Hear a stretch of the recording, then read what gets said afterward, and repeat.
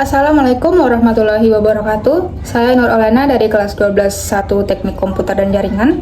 Di video ini saya akan memaparkan hasil dari praktik kerja lapangan yang telah saya jalani selama 6 bulan lamanya di PT Esan Agro Sentosa. Banyak yang telah saya dapatkan selama melakukan praktik kerja lapangan ini. Salah satunya mengenai tentang melakukan routing pada mikrotik.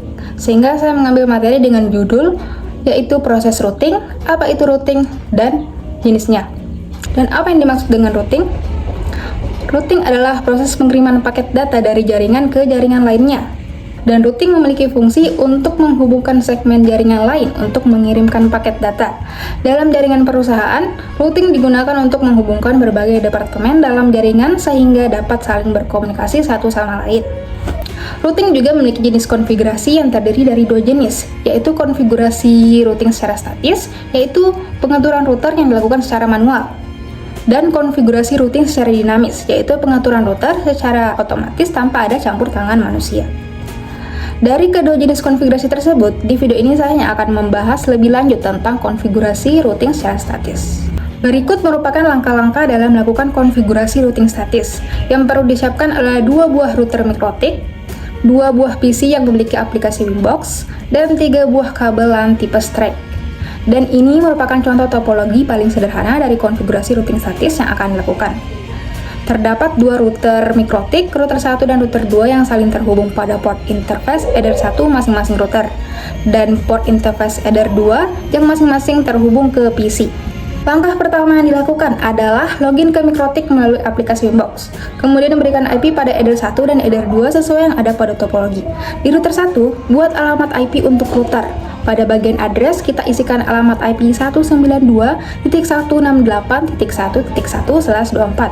Dan pada bagian interface, kita pilih header 1. Dan buat lagi alamat IP untuk PC yang terhubung. Di bagian address, kita isikan 192.168.26.1/24. Dan pada bagian interface, kita pilih header 2. Lanjut ke router 2, sama seperti sebelumnya, kita buat alamat IP untuk router. Pada bagian address-nya, kita isikan alamat IP 192.168.1.2/24. Dan pada bagian interface, kita pilih header 2.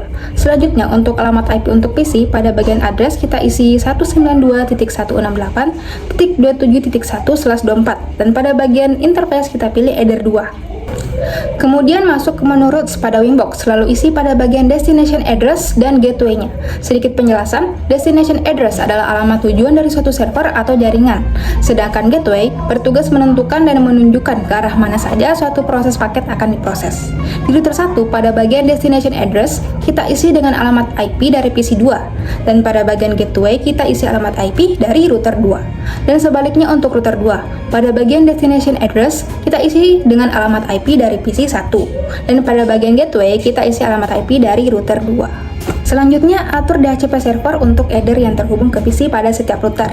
Pada router 1, pada bagian DHCP server interface kita isi dengan header 2, dan di bagian DNS server kita isi dengan 8.8.8.8 yang merupakan alamat IP publik dari Google yang berfungsi untuk menerjemahkan nama domain menjadi alamat IP.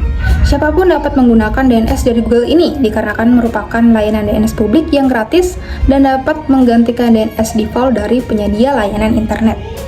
Dan lakukan hal yang sama pada router 2. Kemudian masuk ke menu firewall pada Winbox dan atur pada bagian Network Address Translation atau yang disingkat dengan NAT. Di menu General pada bagian chain kita pilih SourceNet. SourceNet ini digunakan untuk menghubungkan jaringan lokal ke internet menggunakan IP public statis. Kemudian di menu Action kita pilih Masquerade. Masquerade adalah salah satu opsi pada Action NAT yang berfungsi mengubah IP address private menjadi IP address public. Masquerade digunakan ketika IP public dapat berubah secara acak. Cara kerja Masquerade ialah mengubah alamat IP sumber paket data yang dikirim oleh LAN ke alamat IP public NAT pada mikrotik. Dengan demikian, perangkat pada jaringan private dapat mengakses internet menggunakan satu alamat IP public. Dan lakukan juga hal yang sama pada router 2. Dengan begini, konfigurasi telah dilakukan dan saatnya untuk melakukan pengecekan.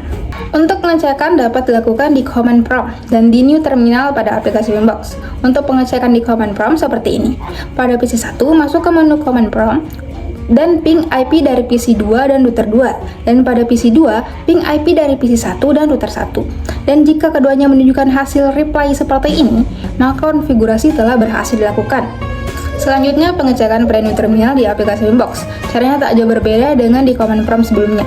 Login Winbox dan masuk ke menu new terminal. Di Winbox router 1, ping IP dari PC 2 dan router 2. Begitupun di Winbox router 2, ping IP dari PC 1 dan router 1.